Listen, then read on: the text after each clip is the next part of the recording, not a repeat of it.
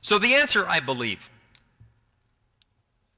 lies in restricting Congress's authority to borrow, regardless of what the Supreme Court had said. Regardless of what the Supreme Court did say, we would not be in the condition where we are today, where Americans are required to work 3 or 4 or 5 months out of every year just to pay their federal taxes, only to be told that's still not enough. Where Americans are regulated in everything that they do, where American individuals and businesses pay an estimated $1.75 trillion a year just in their efforts to comply with federal regulations. We would not be there but for the advent of and perpetual and expansive reliance upon deficit spending. That's why I believe that just as there have been times in the past where in order to protect the constitutional system, where in order to preserve it, where in order to make it more sound and more consistent with the principles of the founding era, we've had to amend it. That time has come once again. That time has come because we have to amend, we have to restrict that authority given to Congress under Article 1, Section 8, Clause 1, the power to borrow in the name of the United States. We have to do that by adopting a balanced budget amendment, one that would require a supermajority in Congress to exceed in outlays what Congress brings in revenues in a year, to spend more than a fixed percentage of GDP, to raise the debt limit, or to raise taxes. We have to do this. We have to restrict Congress's borrowing power because it's the only way we will begin to restore the concept of constitutionally limited government. Now, as I explained, I have a book here that explains this. It's a very good-looking book, and it's written by, me. It's called The Freedom Agenda, Why a Balanced Budget Amendment is Necessary to Restore Constitutional Government.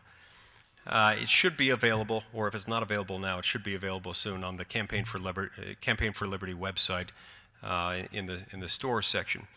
But this book provides a very brief, understandable, readable analysis, but I think a potent explanation for why we have to have a balanced budget amendment, and more importantly, why it is that our freedom, hence the name Freedom Agenda, is so tied up with this dire and I believe immediate need that we have to restrict deficit spending.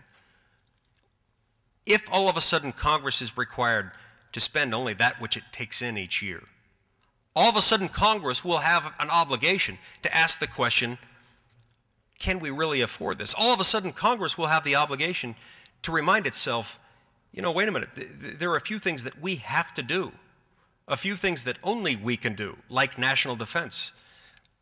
So let's give that priority first. Let's make sure that we get that done before we move on to something else. Sure, that's not quite as good yet as Congress saying we can't operate in many of the areas that we've been operating in, but it will get Congress to that point. Because once Congress all of a sudden has some restriction, some standard by which to operate other than this program or that program serves a good cause, as they genuinely believe it does in each and every instance, all of a sudden we'll be that much closer to restoring the principles of constitutionally limited government, that Congress is intended to operate and should always operate in just a few finite areas.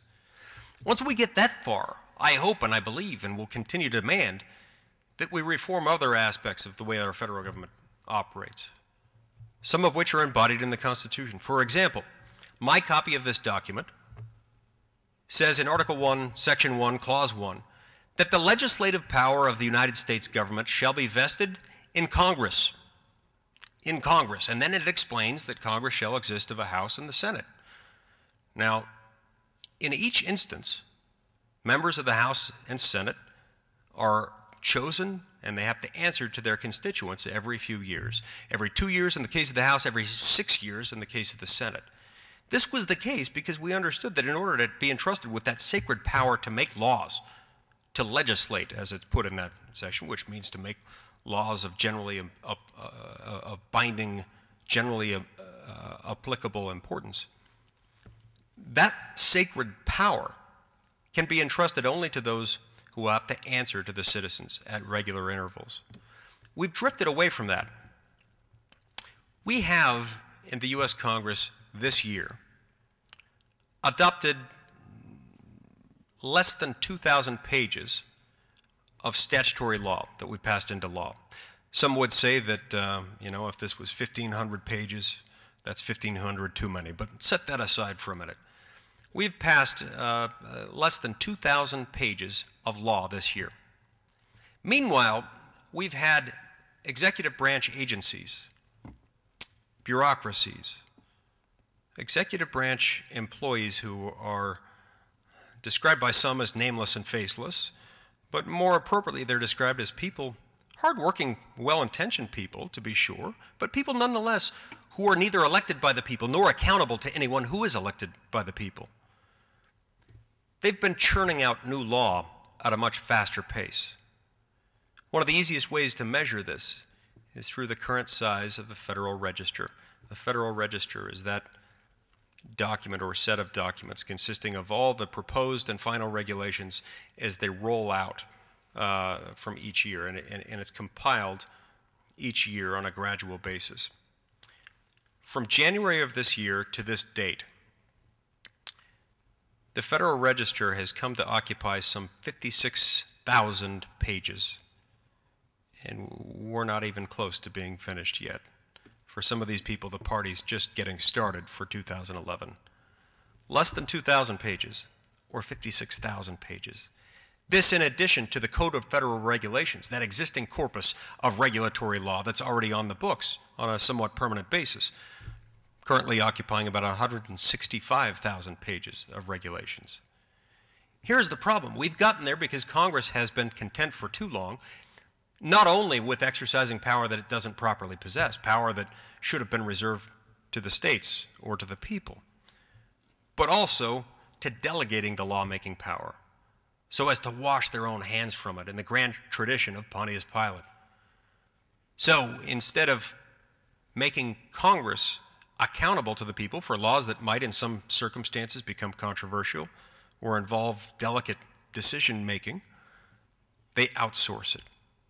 So if you can imagine, this is oversimplifying it a little bit, but if Congress passed a law saying we shall have good laws, and we hereby delegate authority to the Department of Good Laws to promulgate, implement, finalize, and enforce rules and regulations carrying the force of generally applicable law to the Department of Good Laws.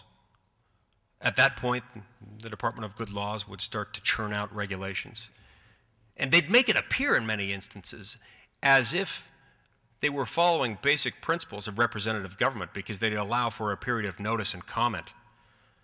But in the end, the people would realize, wait a minute, this is just circumventing the system of representative government. Because when they churned out laws that didn't appear to many of the people as good, the people would go to their member of Congress and say, we don't like this regulation.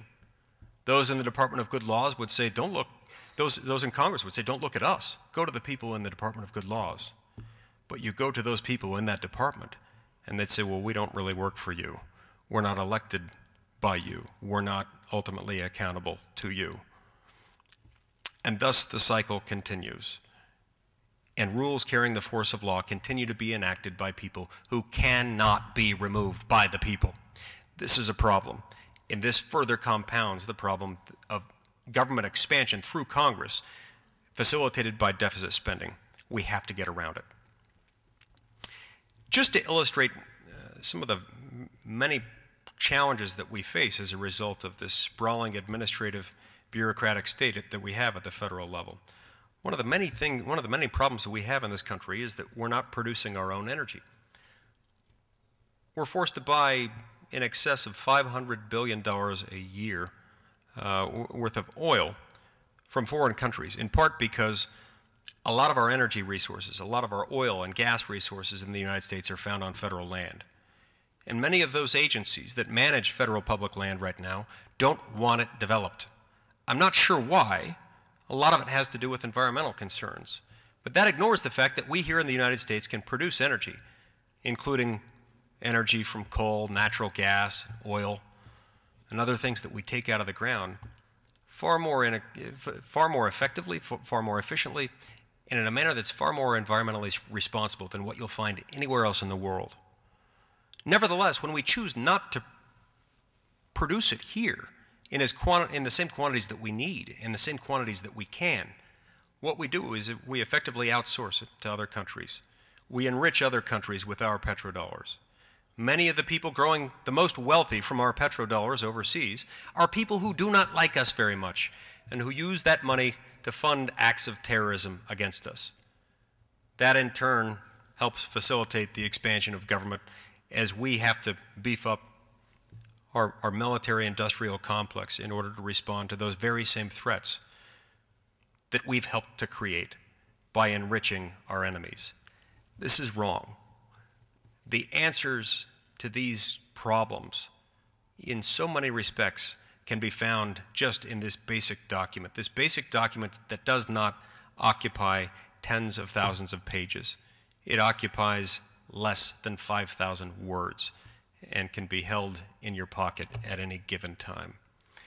May we return to those principles, to those founding era principles, those same principles that were still alive when Alexis de Tocqueville penned the words that we opened with today, that are still alive today. May we return to those principles, to that understanding that there is a difference between freedom and socialism, just as there is a difference between night and day, between good and evil.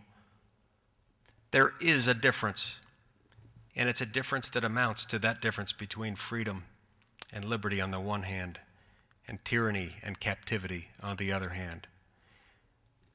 As we move inexorably, but incrementally, in the direction of big government and socialism, we have to remember that it is our liberty and our prosperity and our existence as a nation that is at stake.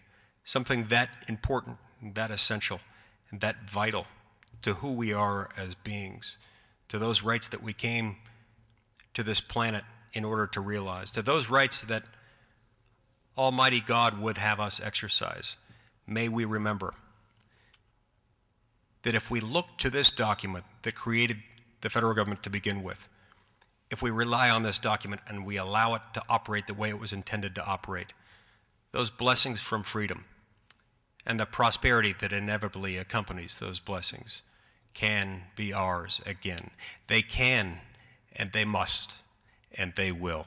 May God bless the United States of America. Thank you.